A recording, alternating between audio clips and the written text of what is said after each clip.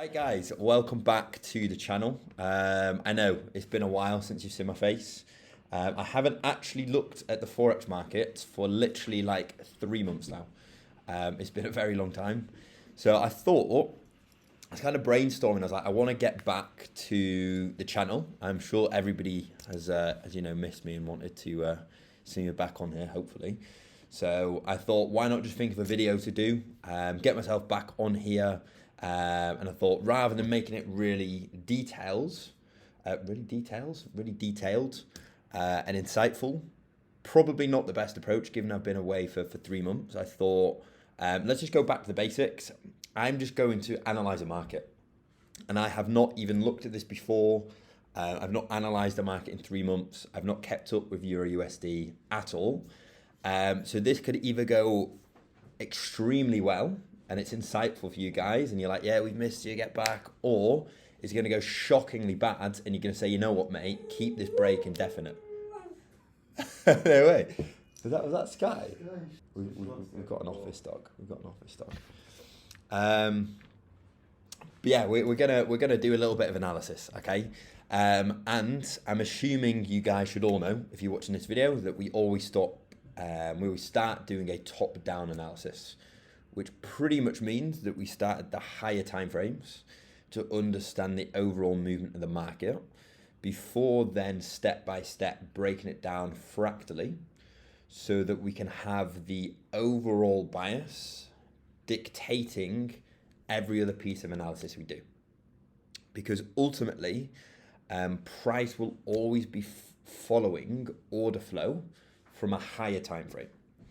And the reason why when you're on a lower time frame, you may do analysis and be confident, like this is how it's going to play out, and then it doesn't, is simply because it's disregarded the lower time frame bias to follow the higher time frame bias. So obviously the objective for us is to always be aware of what the higher time frame bias is, so that if price does disregard the lower time frame bias, we can zoom out and be like, I know why this is happening. It's because of X, Y, Z. In which case, now that we've got a plan in place, we have preparation, it removes any emotion. Because obviously it's constantly a battle between logic versus emotion. The more logic there is, the less emotion. And if you didn't know by now, get to know. You don't want any emotion when you're trading. You want to be calculated. So anyway, we're starting here on the week. I actually want to get the free month here. Starting on this one, just to get the overall look of what the trend is. And obviously straight away, we can see that we're seeing an uptrend. Reason why I can tell is because we've had a low created, a high created, a higher low, a higher high, a higher low, a higher high. And as of right now, we seem to be bringing down this correctional wave with the purpose of creating another higher low to continue this bullishness. I don't believe that price is going to come down now onto a downtrend and break structure here, just because price statistically is more likely to follow a trend than it is to break it. So I'm always going to assume price will continue with the trend because the odds are in my favor that way. Now, the first thing you do, if you remember my 3-box strategy, which is a very easy way to keep things logical. Okay, right, let's highlight the impulsive wave. Now, the next thing we want to do, so number one is identify your impulsive wave, or not just identifying the impulsive wave, but identifying the most recent impulsive wave of the trend you're looking at.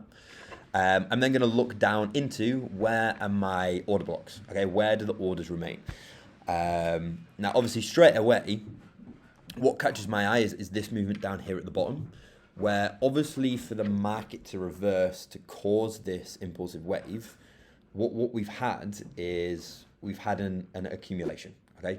We've simply had an accumulation where prices had this sell before a buy, a down move before the up move, which ultimately just represents the fact that during this correctional wave, what's happened is the institutions have created the correctional wave. And the reason why that's been able to happen is because within this region, you know, from Monday the 3rd of October 1994 to April 2001, there's been a lot more volume of sell positions in the market than there has been of buy positions overall. Obviously, don't get me wrong, there is still phases within this where that has slightly tilted and changed, and you've had a few more buy positions than sell, and we've had these little moves back up. But ultimately, if you look at this overall, from A to B, we've moved down, which means within that span of 6, 7, 8 years, there was more sell orders in the market than there was buy orders. To round up that point that I was actually trying to make, in order for the market to then reverse and stop this correctional wave to create the new impulsive one, what's had to happen is that institutions have had to absorb the dominant supply that was in the market. And the reason why supply was dominant is because we were in a downtrend. Now, in order to stop that, what the institutions are going to do, you can either start to close some of the sell positions that are dominant in the market, or you can start to apply buy positions to absorb.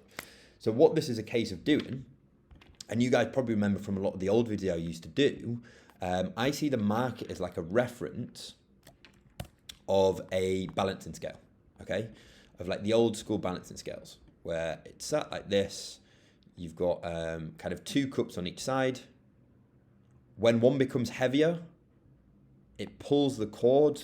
This becomes lower, this becomes higher as a result of that. And the point being is that one of these is supply and one of them is demand, okay? So what's happening when we were in the correctional wave back over here, okay? There could have been, let's say, random figure, 1,000 lots of supply in the market, or 1,000 lots of sell positions. It'd be a lot more, but, you know, just using a figure.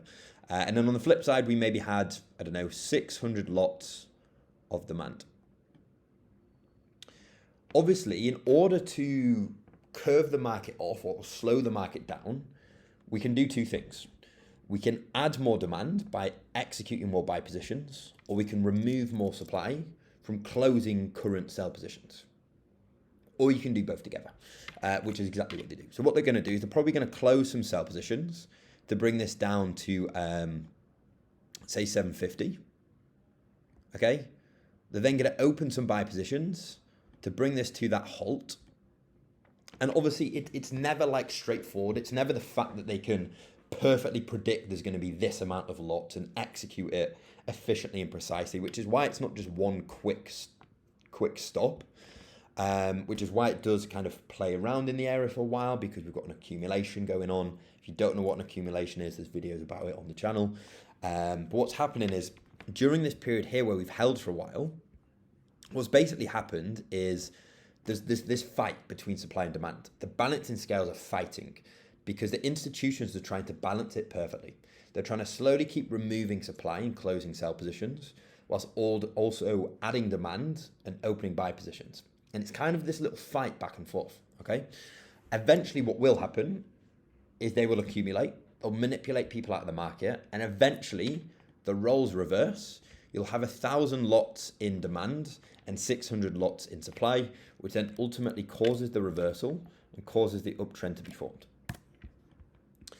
which is exactly what's happened there. I don't know what got me onto that waffle about supply and demand, but we've done it now. Let's continue with what I was saying. Yeah, I can see that down here, what's going on is we have an order block. We have a demand zone where we've got a sell to buy position. And the reason why I quite like this one is because there's a bit of market inefficiency left in this region where we've had a very high volume candle. Now, the only time we ever see high volume candles is typically within institutional presence or financial news. Given we're on a 3-month time frame, there's no news that takes 3 months to come out. Okay, fair enough if you're on the hourly time frame or the 15-minute time frame, we can argue that news is a cause or an effect of that. But being on such a high time frame, I can guarantee you it's institutional control within this region. What it's also going to suggest is that if the market has created that candle, if we really just focus on that green candle there, and we were to kind of break down what it looks like, the way that it would actually look is that if we broke down that green candle and looked at the structure inside of it, it would look very much like this. Okay, where it's a very inefficient structure, where the impulsive waves are really long and voluminous, and the correctional waves are very, very shallow. What this means is that all of the orders within these pullbacks remain, okay? They've not been mitigated because no structure at any point has come back down to mitigate any of that. Because of how inefficient the market was at that point, because demand was so much more in control than supply, that is a reference of how that candle's been made. And now I could be biting myself or shooting myself in the foot if I go down and it doesn't look like that. But I'd like to hope that it is actually gonna look like that. Yeah, spot on. If we look at this up move that's formulated, you can see it's very similar. We've got very shallow pullbacks, and price never really comes back down to mitigate. Which basically just meaning there's a lot of reason for price to want to come back to this, not only because we've got an order block on this time frame, or through my knowledge of candlestick formations, I also know that the way that this candle looks is very inefficient structure, with even more orders that need to be mitigated in the market. So it just makes a lot of sense to me. There's a lot of confluence. I know that's a word that Luke likes to use within this region as to why price would want to come down here to mitigate that. And you've got to remember that what's happening, going back to that balancing scale, is let's say we've got all of these lots just in this region here, okay? There's probably, let's say if we draw that balancing scale again, and let's say, I don't know, this is supply and this is demand. And let's say as of current, obviously the market's trading down, so there's probably like 1,000 lots of supply and about 800 of demand, let's say. Okay, now the reason why these positions need mitigating, there's two reasons. It's because as long as price is moving up, all of the sell positions within this region are just causing resistance against the up move. Because in this region, let's say there's 300 lots of sell positions, that means that when price is moving up like it did in this region, there's an additional 300 lots of selling power in the market trying to drag price down when it's trying to shoot up. So we come down A to remove the resistance, but also B, it keeps the markets efficient. It allows the institutions to manipulate people out of the market. It allows the institutions to open and close their positions at a very small loss, or if not a break even, rather than closing it at a huge loss. Because if price never came back down, the positions in those regions would never be able to get mitigated, and the institutions would be running in those positions in such a vast minus, it just wouldn't work. Now, leading back onto that point, the power of us mitigating this region is high because we're taking out so much supply from the market, so that when we do reverse and get ready for the next impulsive wave, there's a lot less resistance. Now, I've waffled a lot for that one point. Okay, so I'm expecting price to hit into this. So my assumption is we're going to remain bearish until we trade into this, do an accumulation and reverse. We now go down to the day time frame. Okay, probably even the week. We can see that the most recent impulsive wave was this move here lower. And then this is our correction back up. So now we could use the boxes again to say, right, well, price is trading down this way, and identify that, whilst also looking for any supply zones, which I'd say arguably my zones are probably going to be this here, that one right there. I don't think it's been tapped. It is very close to getting tapped, but not fully. I'd say there's a zone all the way up in here. And I'd say that there's also a zone, given the way price is looking, in that region, which it seems like we could have actually caught some sell positions from, but ideally maybe not the entire thing. Now, we've hit into this zone. We've created some liquidity, but what is quite relevant to me here is that this should have been a protected low within the structure. We've had impulse, correction, impulse, correction, impulse, and price has actually come to break this low here. So as a result of that, I'm going to assume that because we've had the break of structure, on the shorter term, we're probably continuing this bearishness to come back down and potentially hit into that zone. So I would look here on the daily. So we've had the break of structure there. If price is going to continue lower, we'd probably look inside of this region now and say, well, where could it tap into before continuing that down move? We'd probably say that zone there. Looking inside of this in the way that price has continued on, it seems as if there's also likely going to be a zone somewhere inside of that. That looks like a bit of a hidden zone, looking at the way the wicks have formed there. So I'd probably have this. I can even use our 4-hour time frame as a confirmation. Yeah, you can see a very large buy to sell with high volume afterwards. I'd quite like to see that zone mitigated. We can see again, we've got a couple of regions that we'd like to see price react from and reverse from to hit this and come lower. So the final time frame I'll look at, if we go down, the final kind of piece of analysis that I'm going to do is we're going to look inside of here. Look at the fact that price has traded, obviously bearish. We've had impulse, correction, impulse. We've then come to break what should have been a protected high, created a higher low, created a higher high. We're going to make the assumption that price should hold this low and therefore create another higher low here. And if we kind of back that up, we could say that price has come to mitigate orders down here. It's tapped into there. It's reversing back higher. If it does continue bullish from here, from the reversal, my expectation is going to be that we're going to trade up from here into this zone. From that zone or even this zone, we're then going to reverse and make the move lower. We're going to make that move lower all the way down to this overall zone that we're expecting price to hit on this like 3-month time frame. And once we do hit that zone, we're then going to reverse from this zone and move higher to continue within the 3-month structure. So my highest time frame bias is bullish. As we head down, it then suggests bearishness because we want to see price reversing here to head us down into this zone. But then before we can create that bullishness, it seems like after this break of structure, we're coming back up with a correctional wave here to tap one of these zones to regain the momentum we need to cause that down move into that overall 3-month demand zone. Now I'm hoping that hasn't just been a load of waffle. I'm hoping that's all made sense.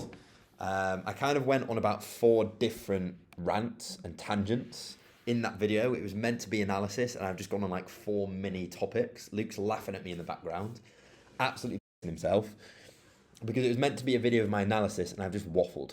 I've absolutely waffled, but I was just like, get me in front of a camera, I fancy waffling. And I've created a video. It could be awful. It could be amazing. I don't know. That's my bias. Given that I've not been away in 3 months, what I'd kind of take away from that is that why can I come back and analyze the markets after 3 months quite fluently? It's because of this. It's because there's set systems in place that I use, okay, in order to do my analysis and execute my analysis on the markets. When there's simple systems to follow, it makes things so much easier. The reason why I could come back, and the first thing I said when I went to analyze was, 3-box strategy. Because that's a system that I created or educated myself on to use. So now that whenever I come back to actually do my analysis, I can simply just follow that system and get it right and regain my edge, because all of that was tied to a very simple system to put in place. And one thing we know, where there's systems, there is logic. Where there's logic, there's less emotion. Anyway, I think that's enough waffling. Hopefully you guys have actually been able to take something away from that. If within the spiel I just gave out there was a couple of mini topics I covered that you're thinking like, I wish I knew a bit more about that, or it was a bit over my head, let us know. And I can probably just create another video that goes more in depth about that, just to make sure you're fully educated. And then you can rewatch this video, it will make a bit more sense. But nonetheless, that is how it's gone. When I've analysed the market 3 months away from doing it, haven't done it once, haven't looked at the markets. I'm kind of surprised how quickly it came back, but it's kind of just opened my eyes to, systems are important, guys. Use your systems, risk management, 3-box strategy, or whatever it is for you. Implement them, and the game's easy. The only thing difficult about this industry is doing the same thing over and over. It's the repetition. You just do the same thing over and over. That's the only difficult thing. But cool. It's been a pleasure, guys. Hopefully you've enjoyed, and you'll probably see my face again in another 6 months or something. Who knows? I'll be here soon. Take care, guys.